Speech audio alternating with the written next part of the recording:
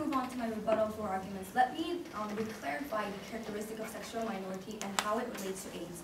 So we believe sexual minority or the gay people have higher possibility or prone to getting AIDS because if you see the form of sex they have in the status quo, we believe it's very different from the sex heterosexual people have. Heterosexual people, unlike heterosexual people, these sexual minority people or the gay people have sex that does not fit their bodily figure, and we believe it's actually scientifically proven that these people have higher possibility of getting AIDS or other sexual illness. So we believe thinking the characteristic of the form of have the sex these sexual minorities have. They are actually have high possibility of getting AIDS. And also, if you see the characteristics of AIDS, the opening government actually proved to how there is no perfect medicine to cure these AIDS illness, and they also told you how it's costly for these. How the medicine is so costly. So we believe making these companies to actually take the burden of these highly costly medicines and the medicines that individual has to take continuously. We believe the opposition side is putting too much burden on these private companies, and they have to provide a justification as to why the companies should take the responsibility over these so much burden. And before I move on to my extension, let me provide you 3 rebuttals.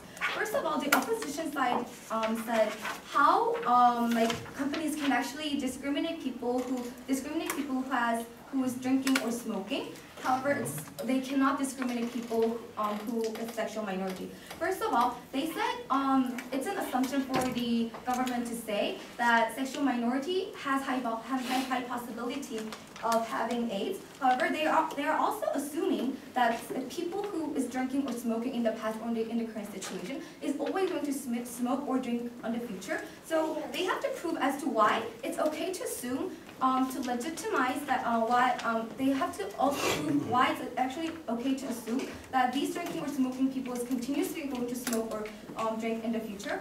And it's not okay for the company to assume that LGBT has actual increased risk of having AIDS. And the second level of rebuttals. First of all, they said AIDS. If people have AIDS, people are gonna die. First of all, it's not true because we see a lot of people still live who has AIDS. And second of all, even if people with AIDS is going to die, we believe these people are going to live for at least 20 or 30 years. And in this process, they are going to need medication. And these medication is really expensive, like I said previously. So they have to prove how. So that we believe that this is a direct harm or tangible harm to these insurance companies. And the opening government said, it also leads to third-party harm because it's going to increase the insurance fee for those who are not actually related in these concepts. Third of all, they said how these insurance companies actually have more responsibility because they use the anxiety of people to actually profit more. However, if you see the status quo Mr. Speaker, we see a lot of individual other companies use this anxiety to profit. And we believe paying for insurance fee is actually a form of investment of this individual for his or her future. So we don't even if this is true that these companies use anxiety to profit more, we do not believe that this directly leads to responsibility that the more responsibility that these insurance companies have compared to other companies. And moving on to my extensions, I have 2 extensions for you. First of all, I'm going to tell you why the companies actually don't have the responsibility, more responsibility. And second of all, I'm going to tell you the characteristics of the markets. First of all, like I said, we do not believe that these insurance companies have more responsibility over other companies. We do acknowledge that every company has social responsibilities.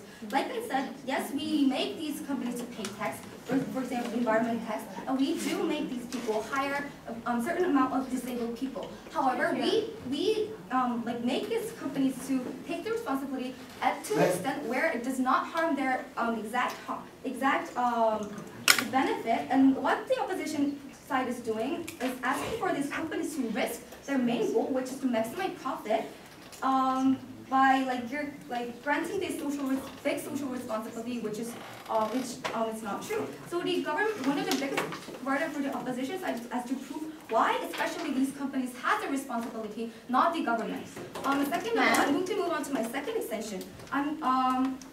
So opposition seems to be worried about the sexual minority, how these LGBT people or sexual minorities would not be able to get insurance whatsoever.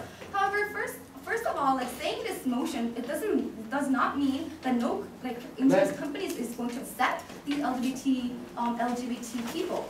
If the companies see that they can actually get benefit, they have the right to choose to whether accept or deny. And what as a government we are doing is to grant the right, the legitimate right for them to maximize their profit. And if see the bigger harm than bigger good, we believe they have the legitimate right to deny because their main goal is to maximize profit. And also they talked about how it's going to harm the company's image. However, Mr. Speaker, if the companies see the biggest big harm that by denying these LGBT people is going to decrease their image, yeah, they are going to accept these accept and give the insurance to these sexual minorities. So we believe we should grant the right to the companies to actually decide whether to accept or deny. Since it's their choice to actually decide what's good for them. And second of all, if you see the characteristic of market, if there is demand, and if the companies find they could get a profit somehow, the supply also exists. So we believe even if some insurance company denies these sexual minorities worrying about AIDS, if the other insurance companies see the profit or see the possibility of getting profit, we believe there's also going to be a supply for these sexual minority people. So we do not believe that sexual minorities is going to be left out at the end of the day. So for these reasons, I'm very happy to propose.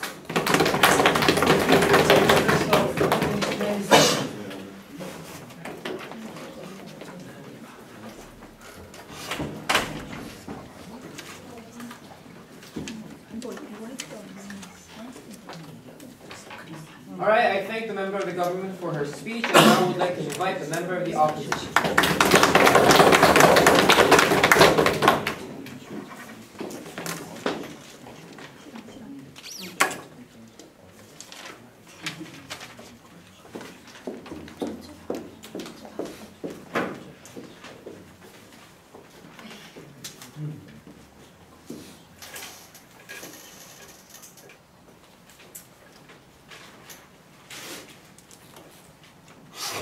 Mr. Speaker, if I summarize the entire government bench into 2 words, it's basically simple, that it's your fault that you got AIDS, and second of all, that companies love profit, therefore we should let them be. We think the opening opposition already tackled that none of your values that you're proposing are mutually exclusive. Because number one, they already proved to you that profit maximization can come better under our model, because you give this image that you are contributing to the social problem of anti-discrimination, of progression of LGBT rights, Mr. Speaker. We already see in states like New York and other states where Obama actually promotes more gay rights and more sexual minority rights. We think that's actually with the trend. We think by companies following this particular trend, that actually helps their company image, brand differentiation, therefore profit maximization. We thought that was already preempted. He never responded from the opening or closing government side. Second thing is basically this, that even if we assume somehow, although they've never really proven, these profit will be hurt, Mr. Speaker. Mr. Speaker, we told you that profit decreasing is not a legitimate reason for you to discriminate. We already told you, or we tell you on the closing opposition side, that anti-discrimination laws are there despite what are the consequences on the companies. For example, if you go into a conservative company, by you hiring a black person or by you hiring a woman person, cost on that company is bigger. Nevertheless, we still impose that particular restriction in that particular law because it's a social legal obligation, Mr. Speaker, that no companies can escape. Another point is we don't think it discriminates because this particular imposition is applied equally to all companies. So we don't think certain companies benefit from this kind of information while some companies do not benefit, Mr. Speaker. If the state regulation is imposed upon every company, Mr. Speaker, we don't think it hurts any competitive right of these companies. Last of all, is this idea of lifestyle, Mr. Speaker. I already told you in my POI, like the opening, like cleverly stole it, right? But firstly, we told you that being gay is not a lifestyle, Mr. Speaker. It's part of your identity that you do not have control over, Mr. Speaker. Just like genetic disease, you do not have right, or you do not have control over your genetic, design of your body unless you go through a genetic modification. You cannot control your proneness to catch that particular disease. We don't think that's the particular issue. But more on the lifestyle. If you want to talk about lifestyle, we think there are more dangerous lifestyles than not using condoms. Number one, you still need to prove to us why these gay couples are more prone to not use condoms and why they tend to be more, like perverted and not use condoms and whatnot. Or you need to prove to me why using condom on the gay couple is more likely to break than heterosexual couples. If you use condoms and somehow like gay couples, condoms are easy to break, Mrs. Speaker, we don't think that's the right analysis, Mr. Speaker. So unless you prove that to me, you don't prove your premise of why gay people are more likely to catch these HIV and AIDS, Mr. Speaker. The likelihood of you using condom is exactly the same, whether it be men, women couple, or women, women couple, or men, men couple, Mrs. Speaker. So your analysis of lifestyle fails. Sit. And then idea of the more dangerous lifestyle, like being addicted to drugs, or being addicted to needles, or blood contamination that openly told you. We think the idea of drug addiction is even more dangerous, Mr. Speaker, especially in states where drug is illegal, where you go to black markets and use dangerous needles, and that's actually a higher likelihood that you will catch that needle-transmitted disease like HIVs and AIDS. No, sit down, Mr. Speaker. So we think you need to prove to us why those kind of dangerous lifestyles are less dangerous than these gay couples not using or even using condoms, Mr. Speaker. Two very, very important extensions from closing opposition. Keep standing. First, we're going to talk to you why even if we assume that risk is bigger, why risk does not translate to the idea of whether or not you deserve a right or not. Second extension is regarding the idea of who better engages with this HIV and AIDS demographics overall. Because we do think this is a very, very serious problem. Before that, yes, sir. When a government mandates a product, such as in this case insurance, there's no benefit such as brand image because everyone's going to do the same. Secondly, we say that the LGBT is an identity, but having anal sex isn't identity. It's more of a lifestyle. So use condoms. Simple answer. Number one, Mr. Speaker. Second of all, the idea of corporate social responsibility. Three things. Number one, people. Two, planet. Three, profit. We tackle profit under our model. Two, like environment, not really relevant, but people, we tackle that under our model as well. Because we already told you that you amplify that discrimination and you haven't responded to that. So corporate social responsibility still stands at the end of the opening debate as well as the closing debate. Let's move on to the extension. Number one, why exactly does not automatically translate into whether or not you deserve a right? Mr. Speaker, we think the idea of right or the origin of right is inherent in yourself. We tell you that identity is one of the fundamental rights, and your right to be protected from these kind of risks that you either cannot predict or have no control over is fundamental in everybody. Let's give an example of genetic unfortunateness, right? If I'm born with genetic diseases like obesity, I'm born with some sort of fucked up gene, like I don't know, that I might catch in future. That just because I might be a more expensive customer to you, that doesn't mean my rights are any less than anybody else, Mr. Speaker. Why? Two reasons. Number one, we think idea of unluckiness or risk is beyond your control. You didn't cause that risk, Mr. Speaker, therefore you're not responsible for that risk, which means your right shouldn't be curtailed any more than other people, Mr. Speaker. No, thank you. But second of all, Mr. Speaker, when it comes to luck, Mr. Speaker, we think the idea of you not being able to predict it is a symptom that it's a side effect, Mr. Speaker, that nobody else can predict. The question is, Mr. Speaker, if it's not something we have control over, if it's not something that I can control, is it a reasonable expectation that we put upon these gay community to actually predict all those risks and predict all those breaking of condoms and whatnot, to actually put, no thank you, this additional burden on these gay people? We don't think so, Mr. Speaker. We also give you the example of why race and woman could also be, lottery of birth. In some conservative countries, it's not your fault that you're born as a racial minority. It's not your fault that you're born as a woman, Mr. Speaker. That doesn't mean that your right is any more jeopardized than other people just because they're born lucky, Mr. Speaker. We give you that even if you assume the risk is higher under their model, we don't think that's justification for you to take away their right to security, right to pursue this kind of safety net, Mr. Speaker, of individuals. second extension of this idea of who better tackles the AIDS demographic, Mr. Speaker. We think the opening dealt with the idea of why possibly these gay people are not more likely to more prone to be, AIDS and HIVs. We question you. Then what about those minorities who already have the AIDS, who already have the HIV, Mr. Speaker? How are you going to tackle with them when the state already fails to do that, Mr. Speaker? We already told you that AIDS is not a curable disease, and your personal preference has to be curtailed. We give you the example of Catholic Church. These churches have fundamental right of religious preference of not liking contraceptions, right? Mr. Speaker, when they see a larger problem of AIDS and HIV not being a curable disease, they even went against their own religious right to support and endorse condoms, Mr. Speaker. When that's already happening in status quo, these companies saying my profit is hurt, therefore you cannot hurt my profit, is not a justification when religions are changing their values. But more than that, which kind of subsidies do these insurance companies provide, Mr. Speaker? We think insurance is always subsidized also early checkups and diagnosis as well. Without these insurance and without state there to compensate these losses, Mr. Speaker, it actually discourages early checkups. Why? Number one, it's more expensive. Two, AIDS and HIV stigma, Mr. Speaker, which prevents people that are likely or more prone to be disease on the demo to seek help and to find early diagnosis, Mr. Speaker. As a result, continuous engagement of this demographic doesn't happen under your model. Would it be contradicted on the opposition side? We tell you that risk is not a reason for you to curtail right. We tell you that when you don't have control over that risk, it's not your responsibility. For those reasons, we're very proud to oppose. Speaker spoke 7 minutes 46 seconds.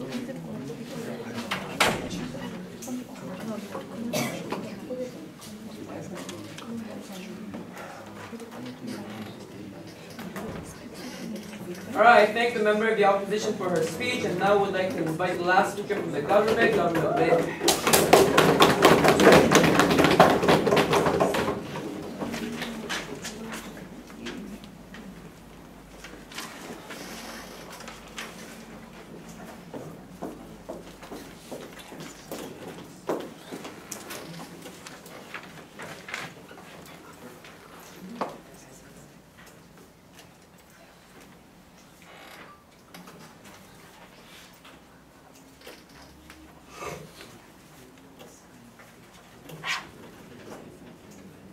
As the last speaker from the government house proposing this has released that insurance companies should have the right to deny AIDS coverage to sexual minorities, we, the government bench, want to ask the opposition why it is the social responsibility of those companies to provide insurance to sexual minorities when the providing of that sexual insurance can harm your profit.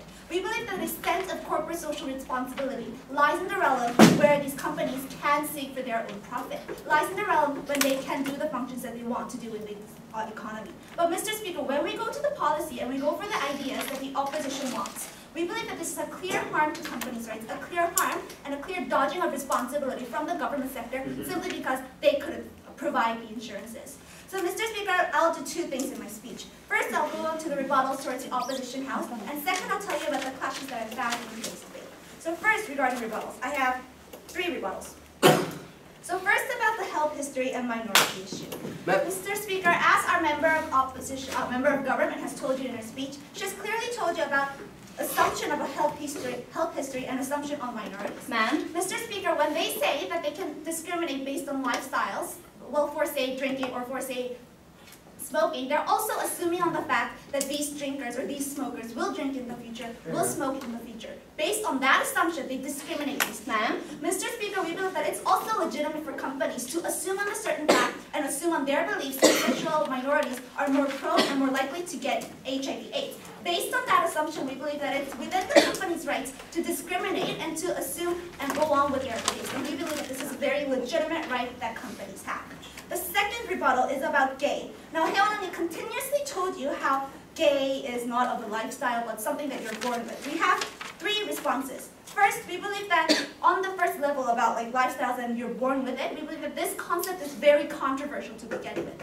Why? Because we see gays, we see sort of these gay people becoming heterosexuals afterwards. We see some heterosexuals becoming gays or like homosexuals becoming like heterosexuals. We see that because of this like changing of sexual identity and changing of the self, we believe that this is first a very controversial concept to begin with. But second, even if it's something that you're born with, we do not see how this is different from discriminating based on your genetic history or based on your family history records. Because if your grandma has Alzheimer's or if your dad has lung cancer, then some of these people are discriminated based on the fact that they're born into that family, based on the fact of that natural lottery. So how is it right to discriminate on those factors that people did not choose upon, and how is it wrong to discriminate on these factors?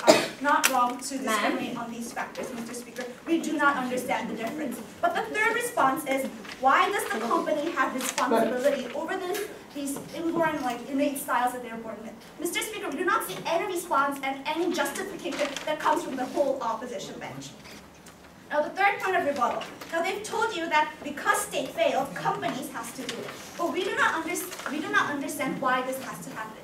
Mr. Speaker, when a state fails to do so, that doesn't mean that the responsibility automatically dodged into private sector. We do not see how companies, these private companies that are made to maximize profit, have to sacrifice their profits, have to sacrifice their rights to benefit, and has to sacrifice their most fundamental rights as a company just because the state failed to provide health, full health coverage to them. Now, having done my rebuttals, let me go on two clashes I found before I go on. Yes, okay.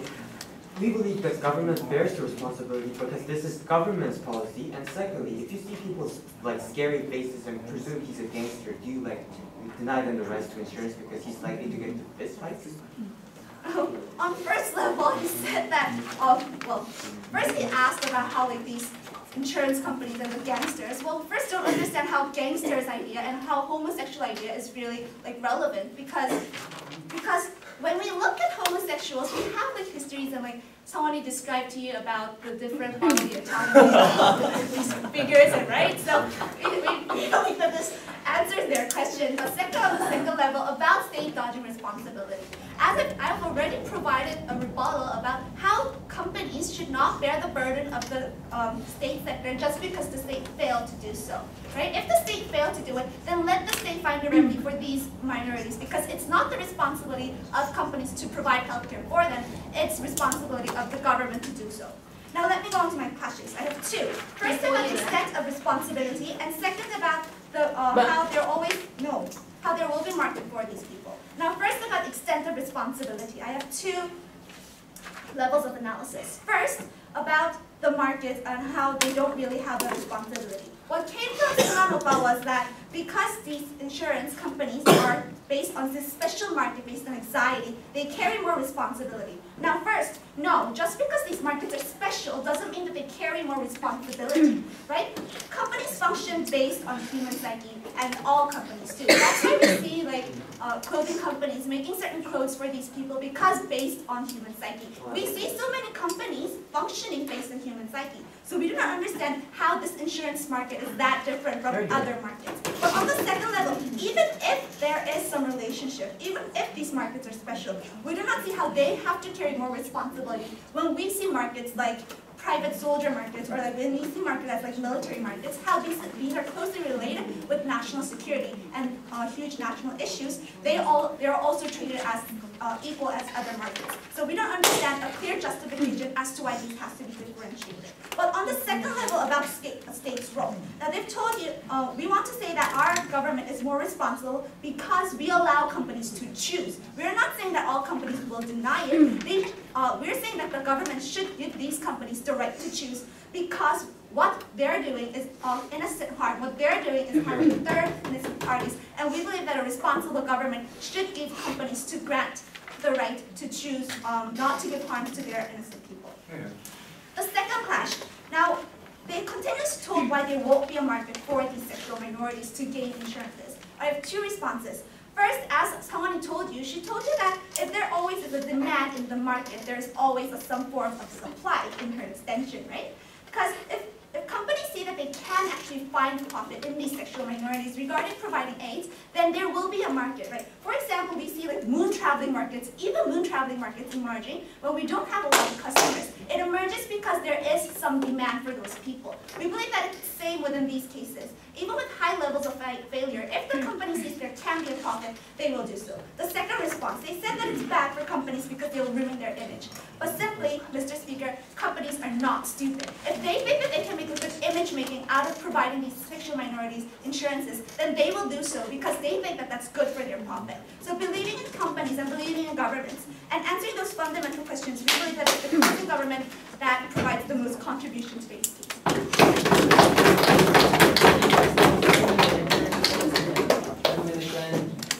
And 34.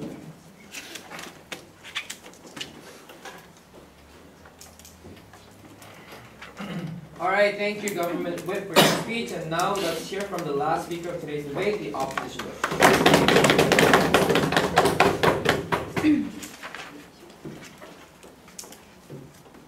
Mr. Speaker, let me jump directly into the two clashes I have today, which is about the justification in who holds a higher moral ground, and secondly about who's going to protect the rights of these sexual minorities better. And moving directly into the first part about justification. The kind of idea that government told us today was that companies are profit oriented, therefore they can always prioritize their profit, which is a very, very false logic. We think that there are always limitations where companies are restricted from prioritizing their profit. That's the kind of idea that opposition told you today. We don't think this debate is only about profit. We don't think it's only about that kind of whether in which situation companies can better make their profit.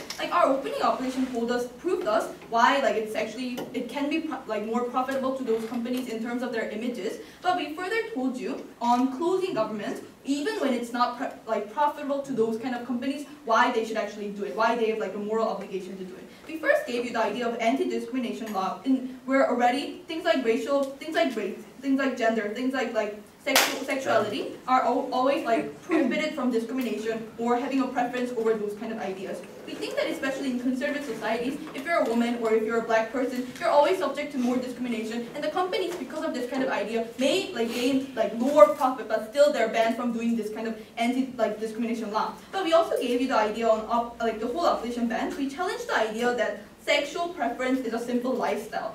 We think that it's more of an identity, therefore it's not your own choice to whether have that kind of sexual identity or not. We gave the idea that based on the kind of identity that you have, when you carry out certain actions, it's not a simple lifestyle, but you simply don't have that kind of degree of control over the situation that you're in, whether you're having sex in a protected or unprotected situation. And we further gave you the extension where in situations like condoms using or condoms breaking, we think that that's the same for any kind of sexuality. Yeah. That's the reason the idea of lifestyle does not stand. But we are further, the kind of idea that came from closing government was that, we think that the idea that sexuality itself is something that you're born with is controversial. But first of all, if you want to prove that idea, you have to prove to us why gay is a lifestyle, not something that you're born with, because you conceded that it's a very controversial idea. Yeah. But secondly, we think that in a situation where I was a lesbian and then later I turned heterosexual, that itself is my sexual identity. It means I'm bisexual, right? We think that itself proves why sexual identity is something that you're born with and something that you simply cannot control. But our member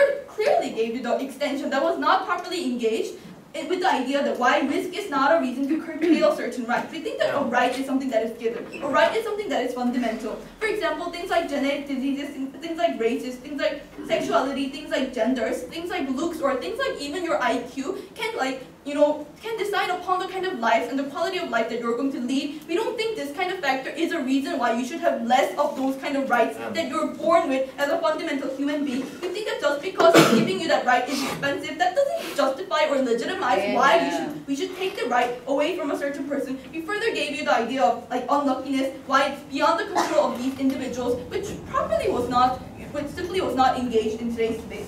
But further, I want to talk about the idea that came from opening government. I'm engaging with you right now. They talked about why should other people or other companies bear the cost of this higher insurance. That's the kind of idea that came from the whole government bench, right? But we think that when you look at the idea of insurance, we think that itself implies the chance of risk that people are taking. It implies the kind of shared responsibility and collective action that people want to take when they're opting into the system of insurance. We think that a lot of people never get sick, but still they're in the system, and when they make this choice to opt into the system, they're agreeing to the concept concept of shared risk and shared protection, we think that whether they're sharing with a rich person or a poor person or a black person or a white person or a sexual minority has nothing to do with the kind of opting in or opting out of the system, which is their choice at the end of the day. Opening operation talked about how non-minorities also have the same risk, but closing operation talked about even if the gays have higher chances, why it shouldn't be a legitimacy or justification to curtail this kind of right. Because we think that societies are judged on how humane they treat minorities, how humane they treat their lowest and most vulnerable people within the society. And as members of the society, both companies and both the people that opt into the system should take part in this insurance system where they share this collective risk protection. Now I want to move into my second class, no thank you, in talking about what's better for the right of these sexual minorities, because this is the burden that we all have to prove to win this debate, right? We think that our opening operation talked about how you could or you could not have AIDS in the future, but closing operation clearly differentiated ourselves by talking about those people that already have AIDS, by tackling that kind of exact demographics of people with AIDS in the first place. We gave you the idea of how even those religious or really conservative religious groups, we're actually infringing upon their own entity into how they don't want people to use condoms, but we're regulating them from doing it, and the trend is moving in that way. So we gave you the idea that just because it's for your own interest or it's for your own profit, that doesn't instantly legitimize why you have to curtail the rights of certain individuals and certain rights. But we also further gave you the idea that we're the ones that are that have better prevention effects and better protection for these minorities. And we also talked about the idea of stigma and how we prevent these people from seeking help. So moving on into the idea of the prevention effects. What the government told us was that these people, prevention effects. We think that the government isn't the ones that are having better prevention effects, because love and relationship and sex isn't something that is rational. It's something that you simply cannot control just because you have this access to insurance, or just because you don't have that access to insurance. We don't think people are suddenly going to go, oh wait, let's use the condom, let's put on this condom before we have sex, right? We think it's not that simple. But secondly, they talked about this idea of false sense of protection where, suddenly people are going to really try to have unprotected sex because they know that they're protected. We think that idea applies to everyone, even the people that are not in that sexual minority group, so we think that point doesn't stand. But lastly, we think that we're the ones that are giving better protection and better prevention for these sexual minorities, because we told you in our mention that the idea of insurance not only includes this idea of what happens after the disease, but it also has the idea of prevention, early checkups. We think by those kind of measures, we're the ones that are actually better preventing these kind of diseases for sexual minorities. But lastly, moving on into the idea of stigmatization. We think that sexual minorities are already really stigmatized in the status quo. We think that a lot of people think either sexual minorities are something that are really dirty, or people with AIDS are people that are really dirty. We think that what's going to now happen under their policy is because it's going to create actually bigger stigmatization, because now we're adding up these two false dichotomies and creating an even bigger dichotomy that if you're a sexual minority, you're instantly an AIDS patient, and you're instantly someone that is very dirty, and someone that should not have certain rights within the society, someone that is different from any other majority that stands within the society. We think this is going to make life harder for these minorities. We think this is directly going to cause the kind of social stigmatization and social discrimination. We think this is going to further stop these minorities from seeking further help, even when they have this kind of AIDS or other kind of diseases or other kind of difficulties. That's why we're very happy to oppose this motion.